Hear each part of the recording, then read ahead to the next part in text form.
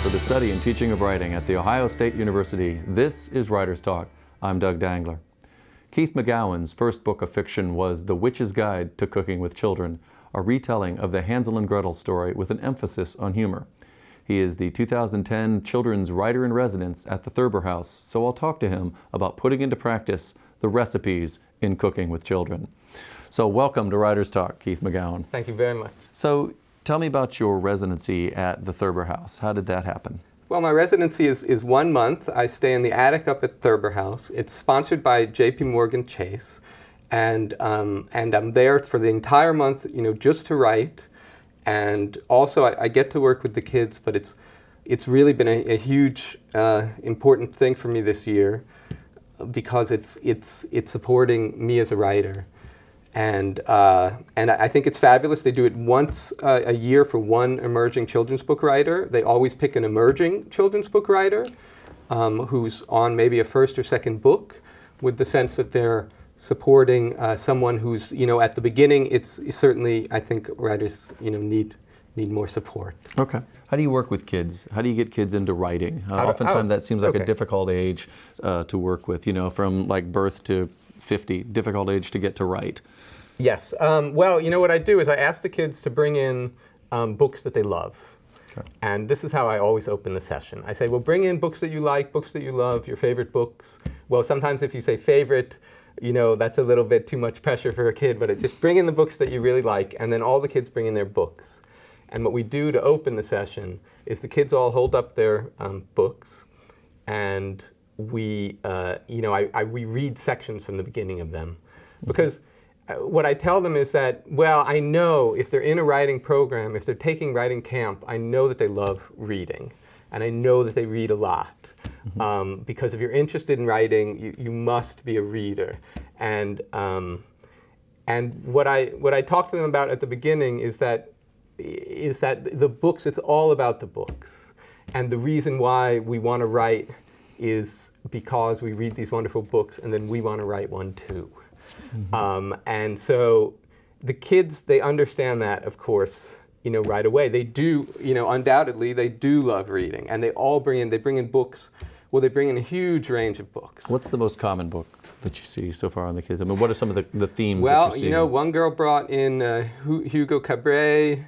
They brought in Warriors, The Mysterious Benedict Society, My Side of the Mountain, The Lion, the Witch, and the Wardrobe, Harry Potter, the Percy Jackson books, I guess. Every kid has their favorite books. I had a kid who brought in Shakespeare. I was like, well, it turned out he was taking some Shakespeare class, Oh no, I guess that was a she. She was taking a Shakespeare class, and she was excited about Shakespeare, So, did she speak in iambic pentameter, or did you get past that pretty quickly? She couldn't speak in iambic pentameter. So I'm just curious. But she knew more about Shakespeare than I did, and she was probably, I guess she was 10. So, the thing about kids is kids, they know a lot.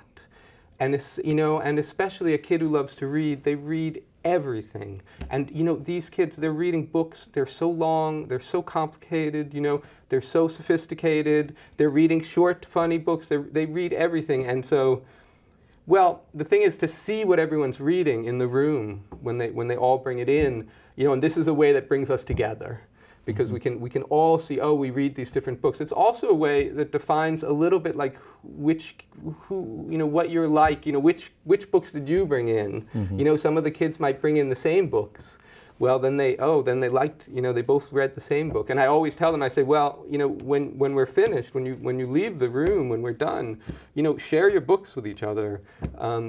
Tell each other about the books. If somebody's got a good book, you've never heard of it, we'll pick it up and maybe give it a try.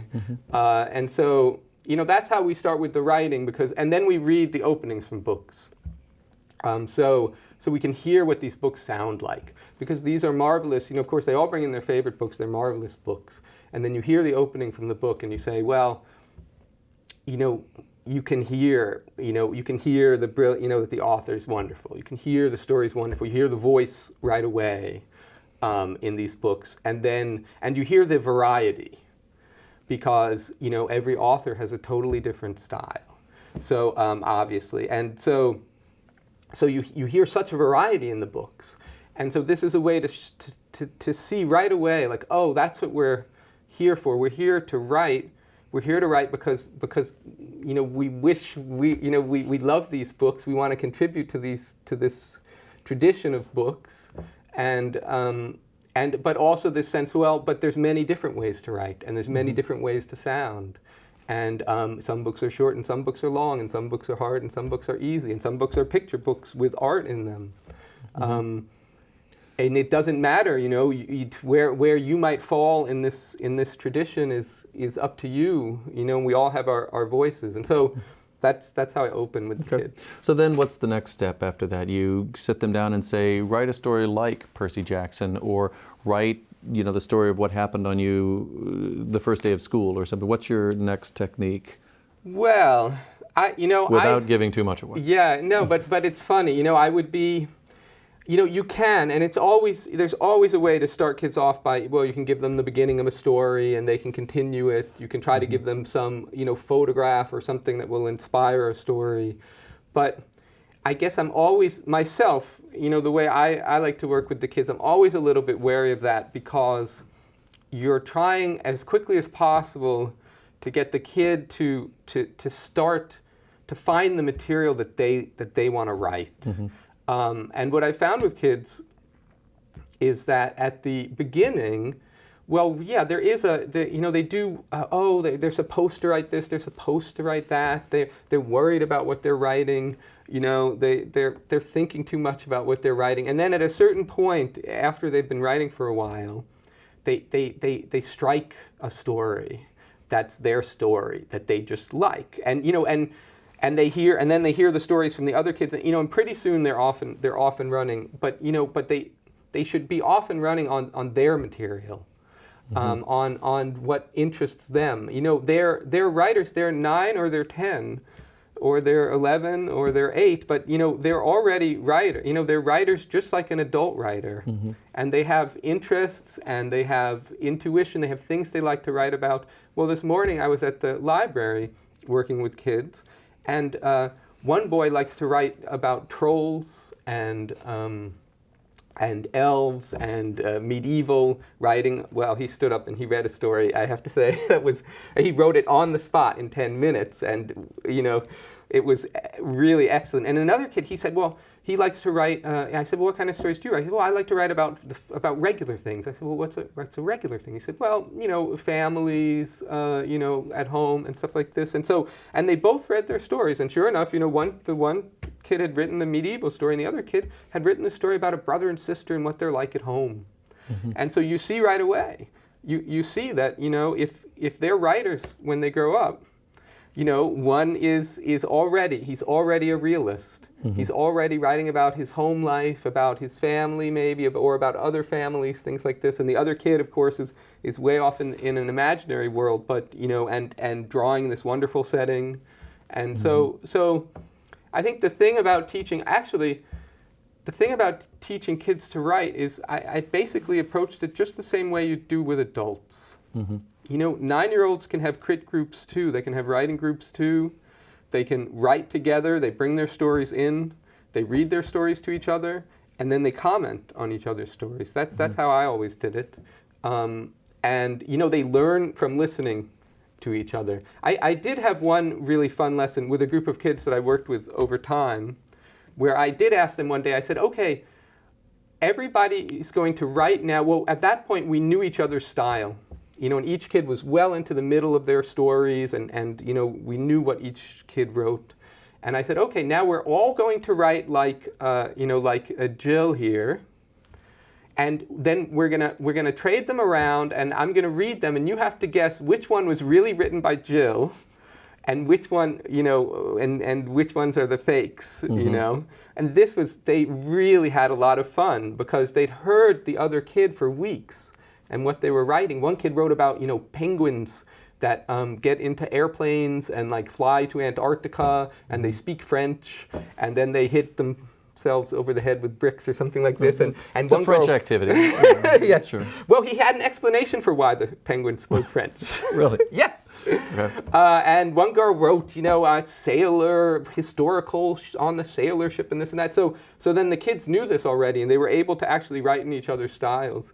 And, that was Were they really successful picking out the true author in knowing which person had... There were a couple that were difficult. There were a couple where someone had managed to write so closely to that kid that it was hard. Yeah. All right. Well, let's turn to your book then. Okay. The Witch's Guide to Cooking with Children, which is not, as I suggested, a cookbook.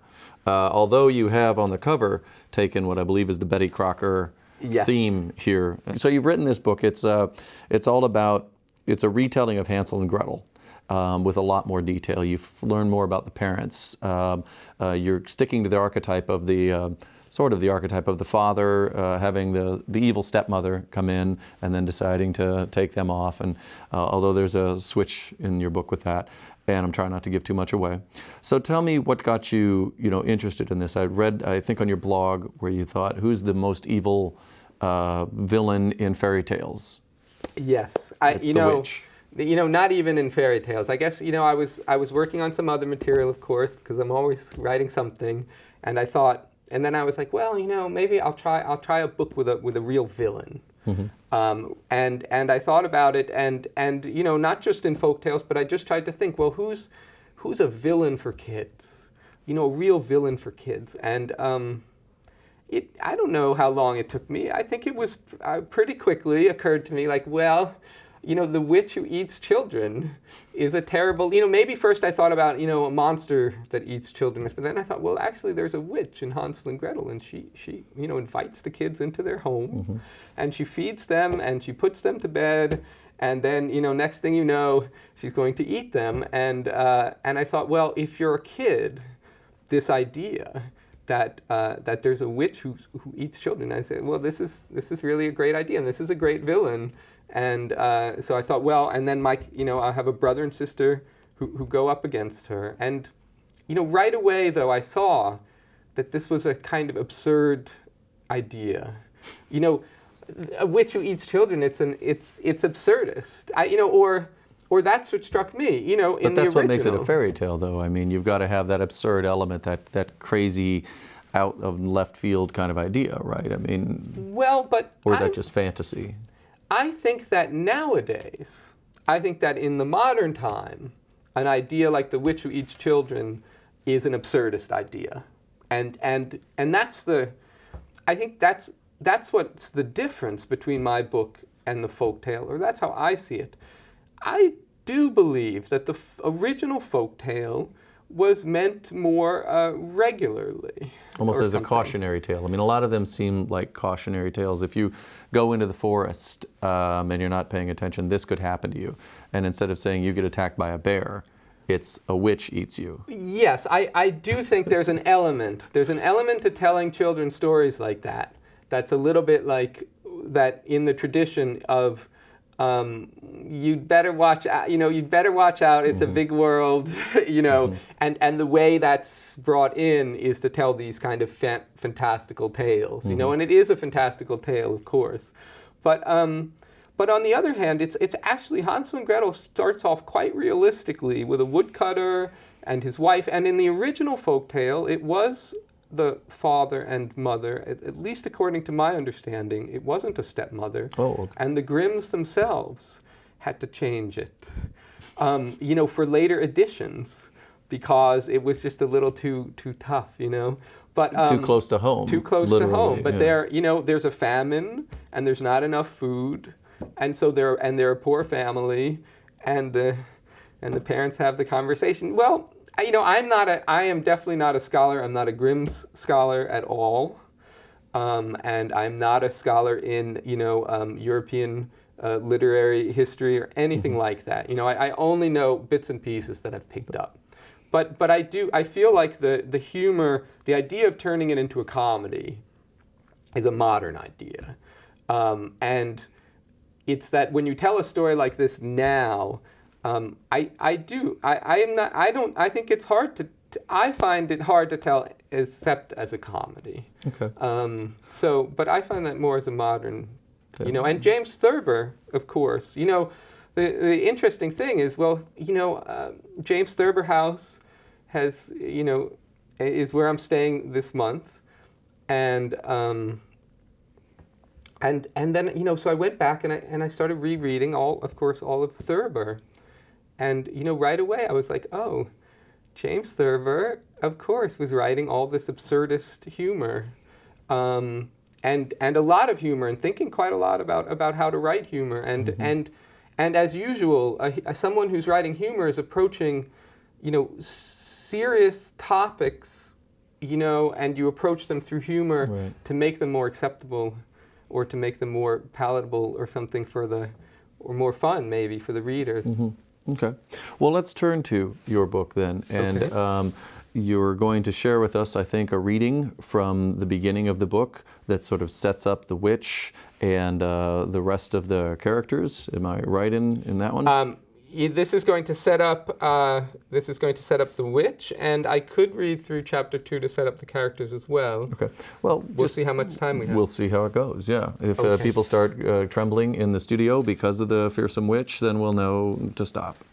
Okay, great. By the way, this is read. There's an audiobook for this, and it's read by an actress who does the witch's voice. Okay. Really well. So you're not going to attempt the witch's voice? No, and I don't actually sound like a witch. So you have to just imagine this is from the witch's journal. Okay. And, but you have to imagine it's the witch. It's the witch writing in her journal, though not literally speaking. Okay. Okay. The opening's called How to Cook and Eat Children. I love children, eating them, that is. I've eaten quite a few children over the centuries. You may wonder where I get them all. The answer is I get them the traditional way, from parents, of course. You'd be amazed how many parents have shown up at my hideaway with their children in tow, or written to me on their best stationery, requesting that I take their children, pretty please. One group even rented a helicopter to find me and hand their children over. Daughters and sons they couldn't stand 1 second longer. If only children knew. I remember Derek Wyss, whose only fault, actually, was to fail math every year. Well, he was also a horrible speller. His parents couldn't understand it. They were both geniuses. Mr. Wyss had an MD and a PhD, while Mrs. Wyss had 2 PhDs